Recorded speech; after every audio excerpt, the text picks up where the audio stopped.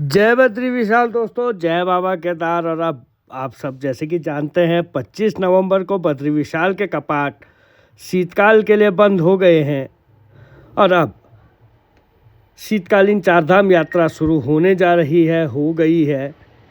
कपाट बंद के बाद क्या परंपराएं रहती हैं, आज का ब्लॉग जो है हमारा उस तरह से है। जब कपाट बंद होते हैं तो अगले दिन 26 नवंबर को बद्री विशाल के मंदिर के ये दर्शन कर सकते हैं। ये 26 नवंबर की तस्वीर है, जब सुबह यहाँ पे आर्मी के मधुर बैंड और जो डोलियाँ होती हैं वो बद्री विशाल के मंदिर प्रांगण से अपने शीतकालीन प्रवासों की ओर निकलती हैं।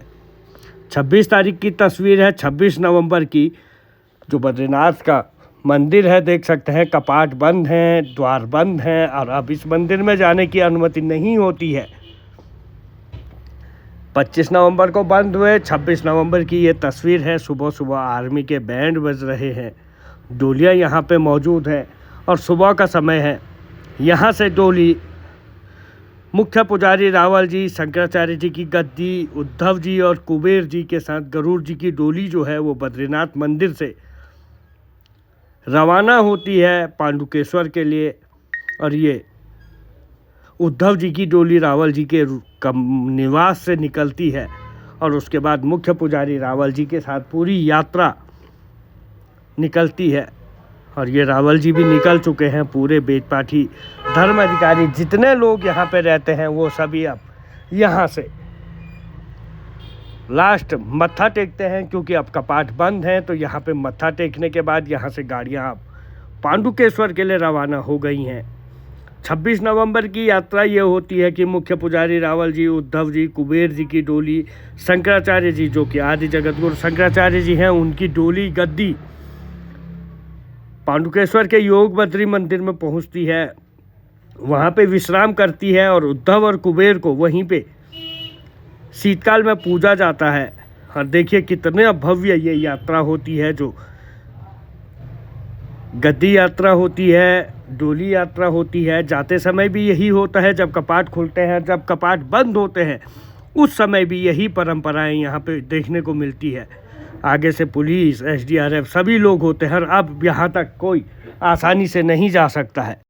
और बद्रीनाथ से निकलने के बाद ही कुछ देर में डोली यात्रा जो है वो हनुमान चट्टी पहुँचती है।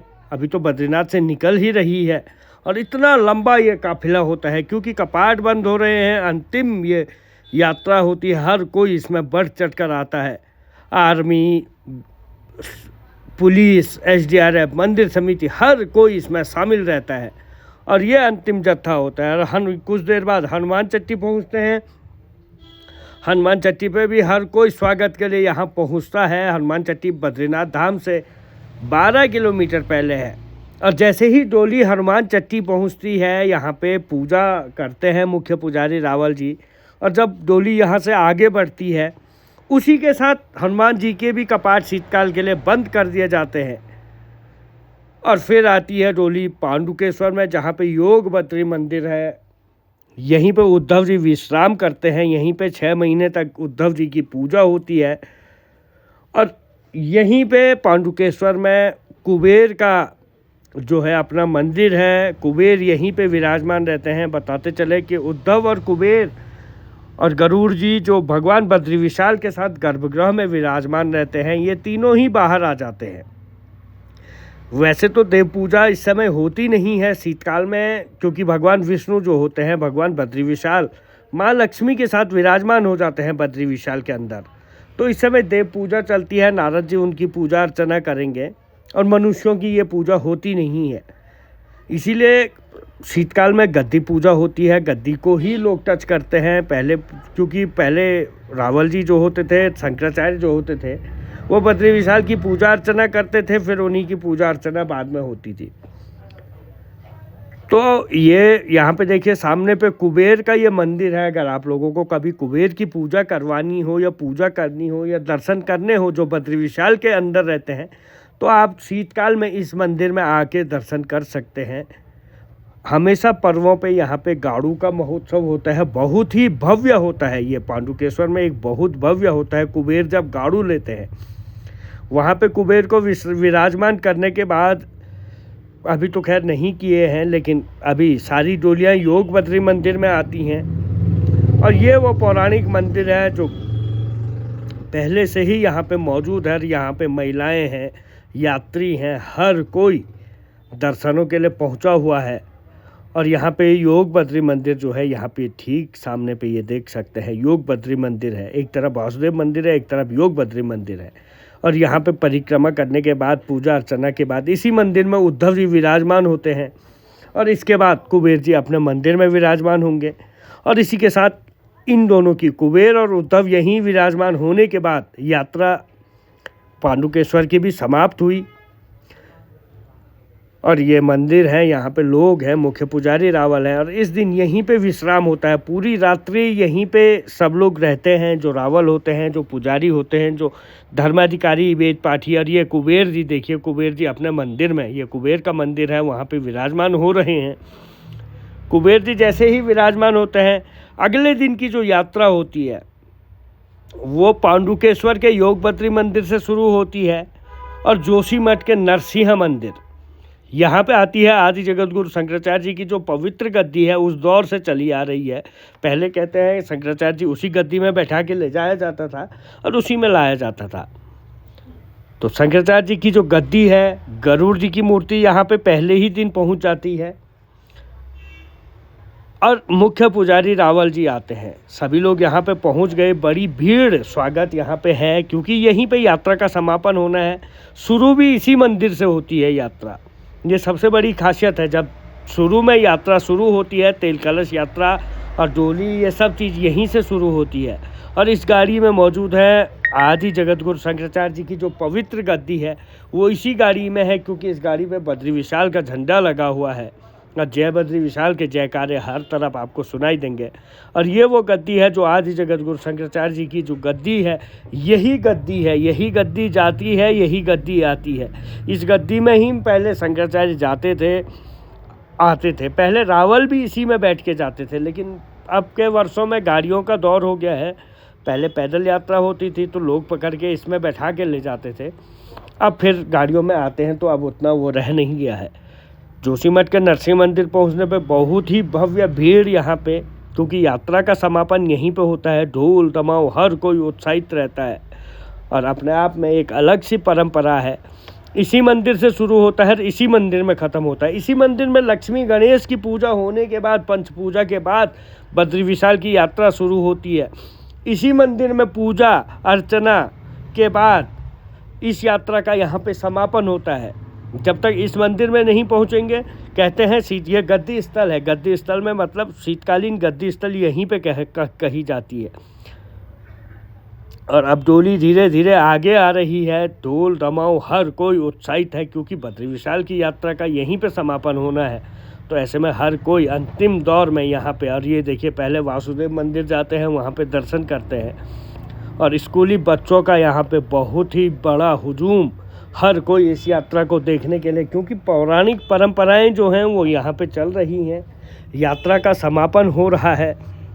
अब समापन का अंतिम दौर है, यहीं से यात्रा खत्म होती है। यहीं से अब जैसे ही यात्रा खत्म होती है, वैसे ही अब अगले वर्ष की यात्रा की तैयारियों में हर कोई जुटता है। वो देखिए उस तरफ से जो डोली है, शंकराचार्य जी की डोली, धीरे धीरे अब आगे बढ़कर डोली मुख्य पुजारी रावल जी, क्योंकि पूजा यहाँ पे रावल जी के द्वारा की जाती है और जाते समय भी रावल जी के द्वारा ही पूजा की जाती है, क्योंकि बद्री विशाल को छूने का एक अधिकार जो है यहाँ के मुख्य पुजारी रावल जी होते हैं, उन्हीं को होता है। और रावल जो होते हैं वो साउथ के होते हैं, दक्षिण भारत के होते हैं। और बद्रीनाथ के मुख्य पुजारी जो होते हैं, उनके आगे 2 स्वर्ण डंडी वाले लोग चलते हैं, उसी से उनकी पहचान होती है।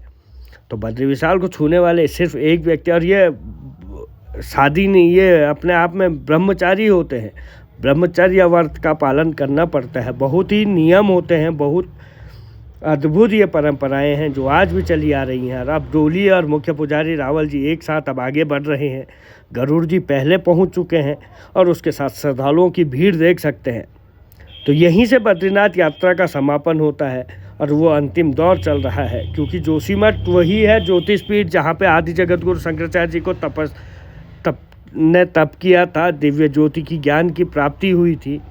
और यहीं से उन्होंने बद्री विशाल का उस समय पे खोज की थी, जब नारद शिला में किसी ने बद्री विशाल की मूर्ति को छुपा दिया था, डुबा दिया था, उसके बाद से पुनर्स्थापित किया था। उसके बाद देश के चारों धामों की स्थापना की। और ये लाल शॉल में जो हैं वो मुखिया पुजारी रावल जी हैं, जो सफ़ेद शॉल में हैं वो इनके बाद होने वाले जो रावल होंगे वो बनेंगे। और ये देखिए, ये वही महालक्ष्मी का मंदिर है जहाँ पे आप कपाट खुलते समय भी पूजा अर्चना का विधान देखते होंगे। यहीं पे पूजा उस समय होती है, यहीं पे पूजा इस समय होती है, यहीं पे से शुरू होती है। यहीं पे उस समय लक्ष्मी जी को पहले मनाया जाता है कि अब हम लोग आ रहे हैं, देव पूजा का समय समाप्त हो रहा है, क्योंकि लक्ष्मी जी नारायण जी के साथ वहाँ पे विराजमान है।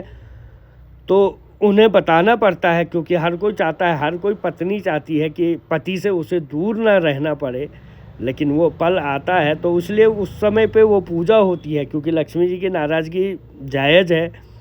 इस समय पे ऐसा होता है जब 2 दिन हो चुके हैं, अब ये यहाँ पे पहुँचे तो ये यहाँ पे लक्ष्मी जी की, गणेश जी की, सबकी पूजा करते हैं। लक्ष्मी जी को एक तरह से ये होता है कि कोई कष्ट हो, कोई खेद हो, कोई परेशानी हो रही हो तो उसके लिए हम लोगों को क्षमा करें, और यहाँ से हम लोगों ने आपको पूरी तरह से देव पूजा के लिए छोड़ दिया है।